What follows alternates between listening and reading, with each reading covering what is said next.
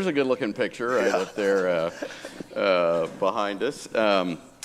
So I suspect many of the folks in our audience have had some interaction with you since you've gotten to Springfield, because you've literally been everywhere. But for the 4 people that haven't met you, give us a little background. Tell us about growing up. Kind of get us up through deciding to go to college at Illinois State, and then we'll dig in. Sure.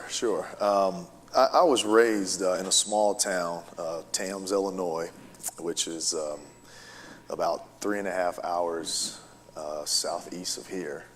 And my grandmother raised me, and the reason for that is because I was the byproduct of a teen mom who's on that picture there. And my mom was 17 when she had me, and she had me a few days after her high school graduation. And at that time, my dad was 19 years old, and he obviously had not reached the state of maturity in which he could do anything remotely close to take care of a family. And my mom wanted to be a nurse, so she was moving around a little bit, and finally one day my grandmother said, hey, I'm just going to take him. That way you can try to, go about your career and see if you could become what you want to become. And I lived with her for, I guess, 3 years. And when I was 6 years old, I can remember them asking me, who do you want to live with? Do you want to stay with your grandmother, or do you want to go live with mom? And at that time, grandma was cooking 3 hot meals a day. So, and in the times I was visiting my mom, we were going to Burger King all the time. So I decided to stay with my grandmother. And my mom, she actually lived about 3 miles down the road. So it ended up being the best of both worlds. And for me, one of the best things that ever happened to me was I fell in love with basketball. And I fell in love with basketball in my backyard, playing on a dirt court. Back then, I pretended that I was a member of the UCLA men's basketball team. That's back when they won the national championship back in 1995. And I would always either be Charles or Ed O'Bannon. And my older cousin would always be Toby Bailey or someone like that. And when I fell in love with basketball, it started opening up opportunities for me throughout Southern Illinois. And one of those things that it opened up was a relationship with a guy by the name of Chuck Doty, who would become the high school coach at Tams Egyptian while I was in the 8th grade. And when I got promoted from 8th grade to 9th grade, I had a meeting with Coach Doty. And the first thing he sat me down and said was, if you're going to play for me, you can't lead the school in pink slips. At that time, I had been written up in school more than any other person in school. And he wanted me to lead him in points, not pink slips. So I had to grow up fast. And he was my English teacher as a freshman. And one of the hardest lessons I learned was when he gave me a D in freshman English. And the moment he gave me that D, that's when I realized that he wasn't playing around. So he was all about discipline. And, through his leadership, he helped me become an NCAA qualifier. And in high school, I was recruited by most schools in the Missouri Valley, with the exception of Missouri State, I guess. And yeah, right. That was old. We have a history of recruiting the wrong people. Yeah. So, we're trying to change that, right? No we'll talk about that in a minute. Exactly. But my choices came down to Southern Illinois and Illinois State. And, like I said, my grandmother raised me, and one of the things that I've learned is parents are always right, whether kids want to realize that or not, because of the experience. And she told me, hey, you need to go to Southern Illinois. You need to go to SIU. And she said that because she wanted me to be 45 minutes away. Well, I wanted to be 4 hours away. I didn't want to be 45 minutes away. So I chose Illinois State.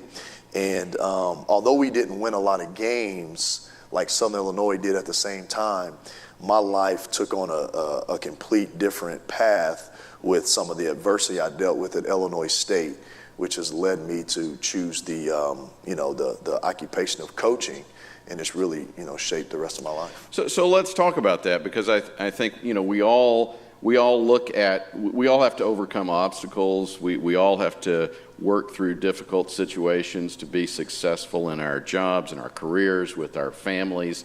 So talk about an obstacle that you had to work through or overcome while you were in college. How did you do that? How did you begin thriving in college? Absolutely. So when I grew up in Southern Illinois, it was such a small town that my talent alone allowed for me to be as successful as I wanted to be, meaning just natural talent, whether it would be in the classroom, making the necessary grade without putting forth any extra effort, on the basketball court, being the best player without doing any extra practice.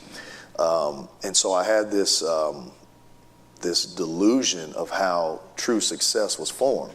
And when I went to Illinois State, that's when I started to learn the lesson of, number one, the importance of hard work, having to become better than what you are. Like as good as you are, that's not good enough. I mean, that was a very humbling lesson.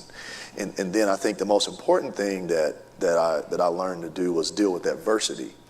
And you can only deal with adversity mentally. You've got to get your mind right. And it's one of the things that we use with our program here in order to deal with adversity. And so when you grow up with your grandmother in a small town where everyone's telling you how good you are, you very rarely see any adversity.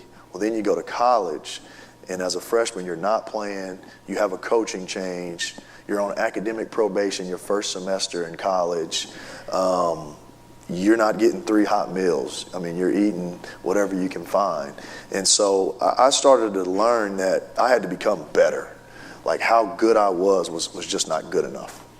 So was there a mentor, a teammate, who did you connect to college to help figure that out, or did you figure it out on your own? I did a lot of figuring it out on my own. And that is another quote that we like to use in our household with our children, as well as I use with our players, is figure it out. We want our children, our players, to use their mind to figure some things out.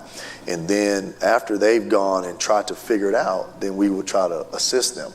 But I did have a mentor coming through college, and it ended up being someone who I had really known my entire life, but we never developed that relationship.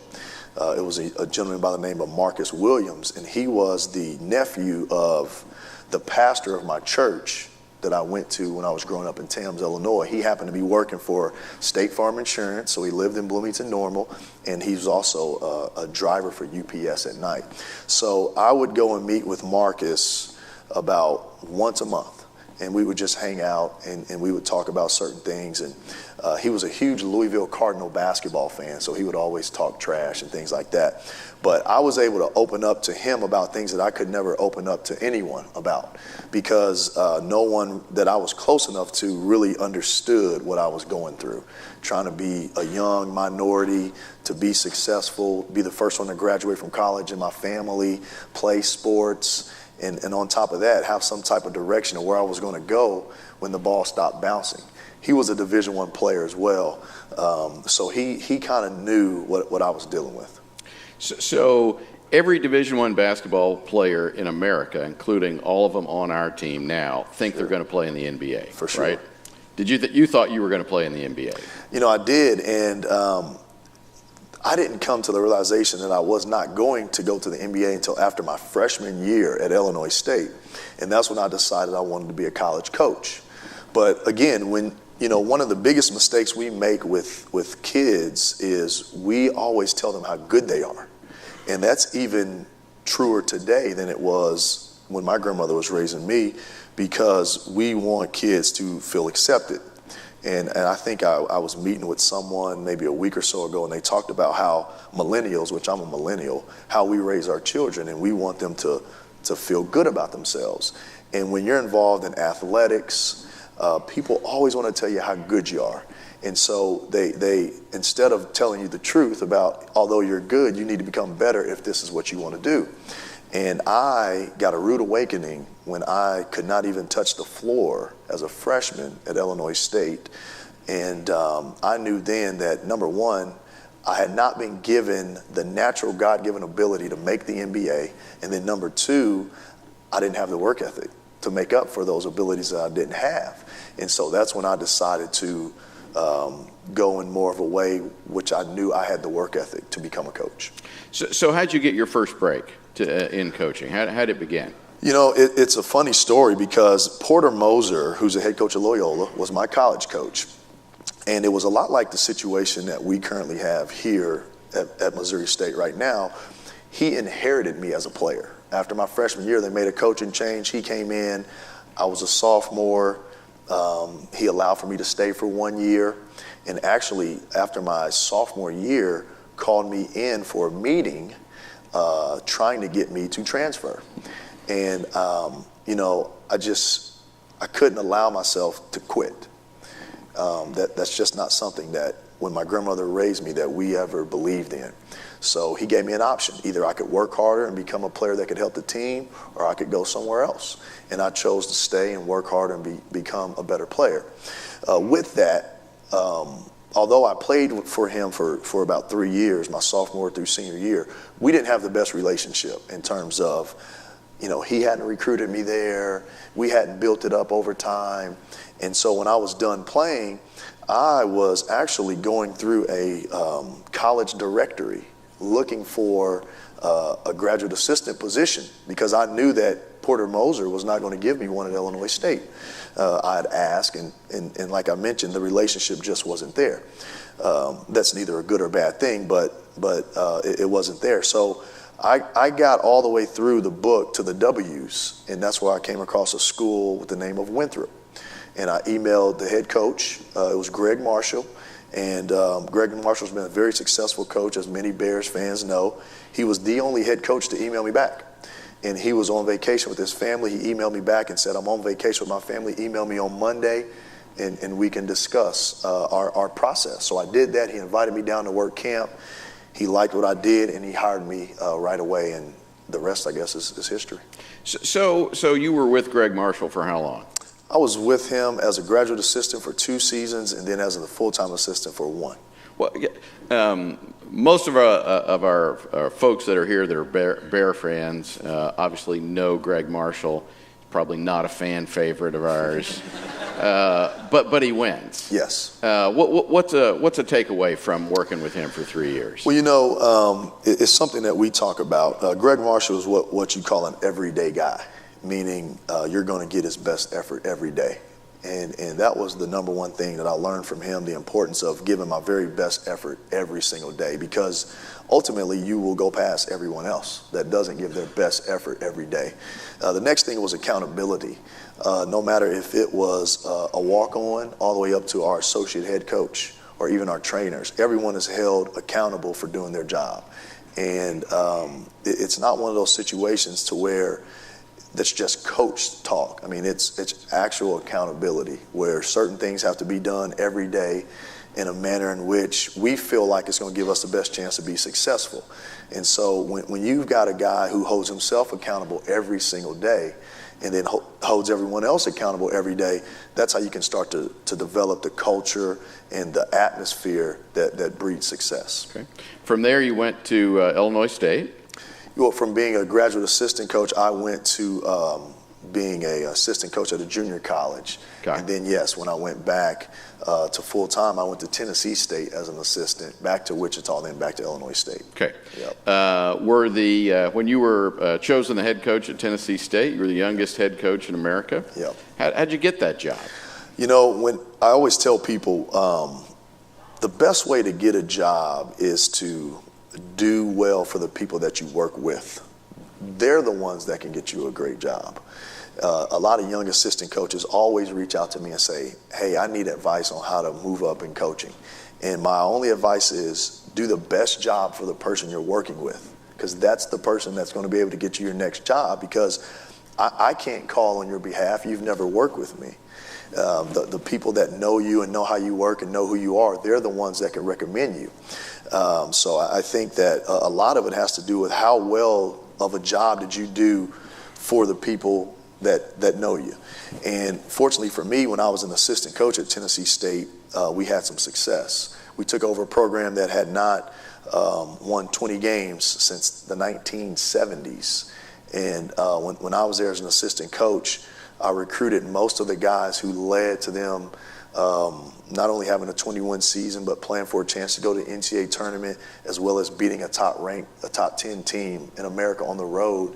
And then when the job came open the first time, I was 26 years old, I believe, or 27.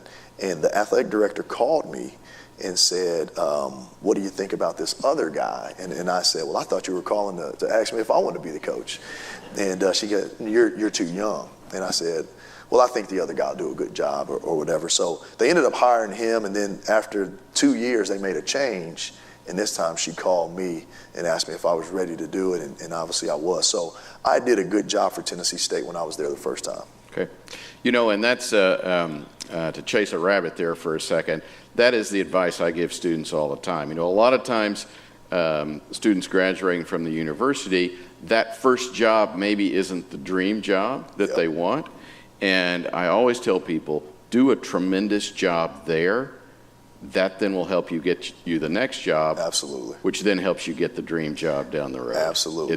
It's true in everything. So talk about your interest in coming to Missouri State. Why were you interested in coming to the program? Well, sure. Tennessee State was a great opportunity for my family and I, because we got an opportunity to learn how to be a head coach on the job. And a lot of guys aren't fortunate enough to do that. And when this job became a possibility, the number one thing that attracted it to me was I knew that it was a basketball job. And I am a basketball coach. And so anytime there's a basketball job available as a basketball coach, you want to try to get yourself in a position to be that person. And my family, we love basketball. Both my boys play. I'm sure my youngest boy will play whenever he can walk, and or before he can walk, like our 5-year-old Carson did.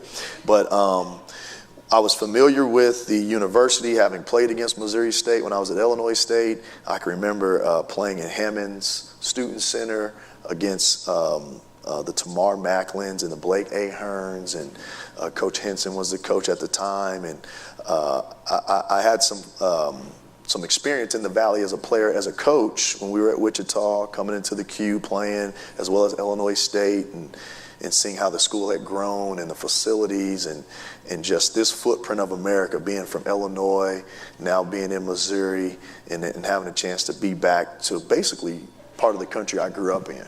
And I just, once I got here, everything has been 10 times better than I ever imagined. And I say this all the time, if you handle your business at one place, then you'll get rewarded with something bigger and better at your next place. And I feel like we did that at Tennessee State, because at the time they hired us there, it was all about changing the mindset of the program and making them believe that they could win. And we were fortunate there to have winning seasons consecutively for the first time in, I guess it would be now, over 40 years there. The late 70s, I guess, was the last time they did that. And now coming here, you have an opportunity to not only win, but win championships. And anytime you get an opportunity to put yourself in a position to where you can be a leader of an organization that can compete for championships, then you have to take that. So I often talk about the culture at a university, and how that's critical to student success and to morale. You want to build a basketball culture. You want to build a culture within your team. Correct. So how do you do that? How do you do that while at the same time both try to win in the short term and then build that program to be a bigger winner in the long term? Well, kind of to answer that, because that's a very important question. There's a million answers, but what I like to do is answer it in an ABC format, and I think the A is alignment. I think everyone has to, number one, be in alignment. When I sat down with you and Kyle for this job, I just felt like we were all in alignment, and how you wanted the university to go. This basketball program is part of the university first and foremost. So it has to be in alignment with everything that's going on with the university, whether that's what we believe in with our core beliefs, or what we believe in from a philosophy standpoint. Somehow that has to line up. And it may not be word for word, or may not be perfect, but it's got to be on the same page. And I think after you get alignment, the next thing you have to do is get belief. And obviously belief comes from the vision of the leadership. And that's the stage that we're in right now. Everyone that's still in our organization at the moment, they're aligned with what we want to do and how we want to do it. Now we're trying to break down that belief barrier. And that is a daily fight. Because what happens is you have so many different people that have come from so many different organizations and teachings that they have a different belief system. And when things are going well, then they believe in the vision. But when you hit a little adversity, then people start to shake. And that's just human nature. But the more days you stack upon days of keeping that same belief, then that's when the culture starts to change. And then for me, the C is consistency. I think that there are a lot of talented people out there, but there are a lot of people that don't have a consistent mindset. For example, they can do 50 different things one time, as opposed to one thing 50 different times. And so, once we get everyone on page to believe in something, what we're all trying to get, then we can start the consistency part of that. And I think if you get people aligned to believe in the vision and have that consistent effort towards the vision, eventually you're going to get to success. So we've seen, ups and downs this year. Yeah. 2 road wins last week, followed by kind of a disappointing loss on Wednesday. What's the short-term goal for this season? How good can these guys be? We have one goal for this year, and we just want to fight for our culture. That's the number one thing we want to do every day. So we don't always look at the wins and the losses. We want to see if we were fighting for our culture, whether it's a practice, a meeting, a game. And, part of our culture is going to be defending our home court. That's why this week was a disappointing loss. But also another part of our culture is being road warriors. And last week we were. So I think that when you take over a program, and what we don't try to microwave it. Like, we're trying to put it in the oven and do it the right way. I know, it's crazy, right? But what we do is we take the good with the bad, but we don't get caught up in the scoreboard, because then our emotions are going to be all over the place. And that's when you're going to fight that belief. You're going to have to fight guys believing in what we're doing. So we just want to be consistent with what we do. It's going to lead us to more wins than defeats. This year's team has dealt with a ton of adversity. Right. We've had players who were anticipated to start the year that did not start the year. We've had players who are no longer on the team. We've had players who have been injured. Now we have a lot of players playing out of position. We have players who were planning on being redshirted players that have to play.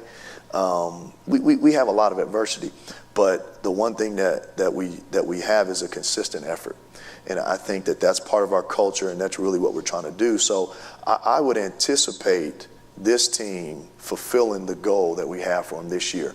One of the first things that I think you have to do, and I learned this from Brad Stevens, who's the head coach now of the Celtics, but I also learned this when I was a head coach at Tennessee State. Our first year, we won 5 games, and we lost 26. Well, in year 2, we won 20. But a lot of the reason we won 20 was because of the carryover of players from year 1 to 2. And what you have to find out first is, who are you willing to lose with? Those are going to be the guys that are ultimately going to lead you to victories. So if we do lose some games, are you losing with high character kids? Are you losing with kids that won't accept defeat? Are you losing with kids with competitive spirit? If so, then now you got a group of guys that you're okay losing with, and then eventually you'll win. Let me change topics here for the last 3 or 4 minutes that we've got. Let's talk a little bit about Springfield. Yeah. What's been your impression, and how have people responded to you coming to live here? Well, sure. Well, the first thing I like to say is that this is a great place to live, because my wife has told me it's a great place to live. And she's extremely happy here. And when she's happy, then we're all happy. And kind of how I live my life too. Yeah, right. Most smart people, right? It has been great because the dynamic of our family is a little different. You know, Cameron is my stepson. He's our oldest son. He is 15, so he's at Kickapoo High School.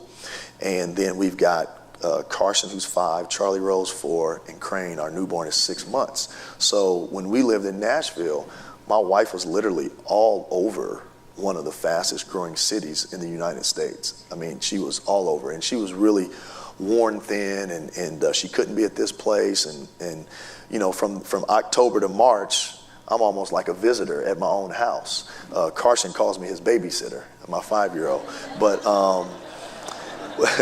here we've got, you know, the farthest ride she has is about 10 minutes. You know, so that really has made it easier on her. And then on top of that, you know, we've started to find our little places in town that we like to hang out. We talked before coming out here. I like to go to City Butcher and eat, which is, I'm sure a lot of people here like to go to City Butcher and eat before they run out of the meat. And then, you know, my daughter, she always wants me to stop by Andy's on the way home. My wife, she's found her group of friends. I mean, her schedule's now busier than mine.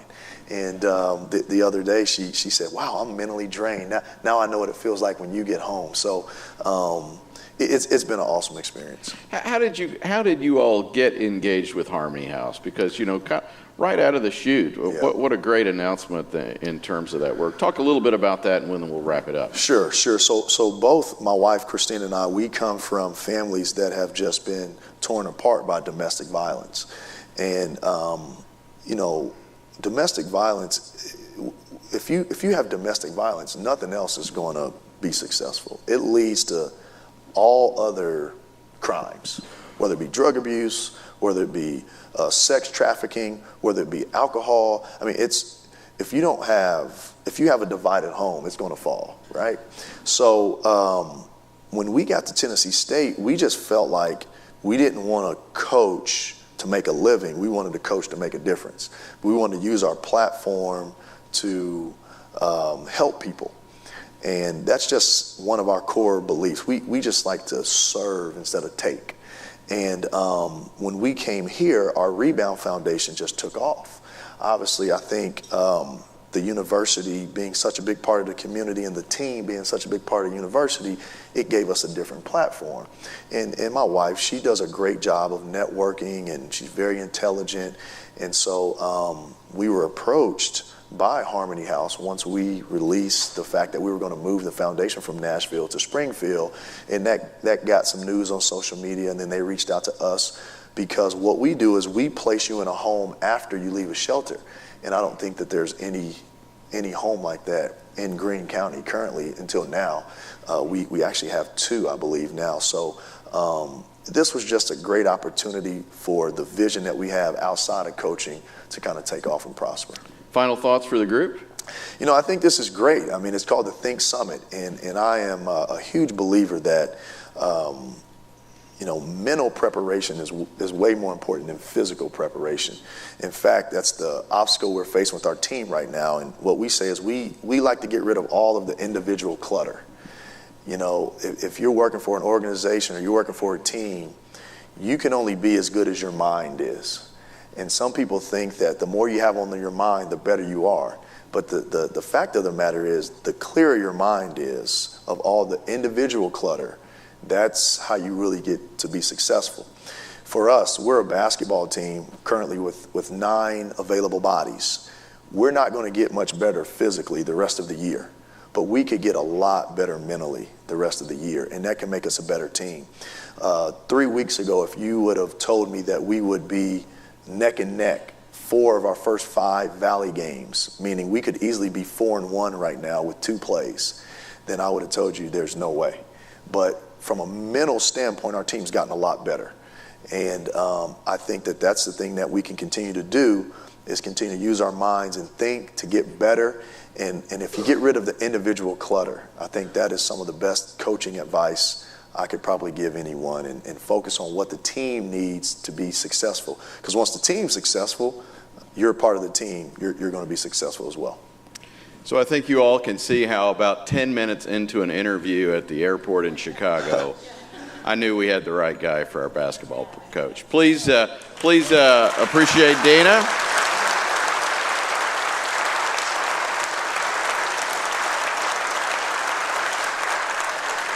And he will be available for a few minutes afterwards if you guys want to come up and talk a little Bears basketball with him. I'm sure he'll hang around for a little while to do that. Again, thanks for coming out today. Thank you.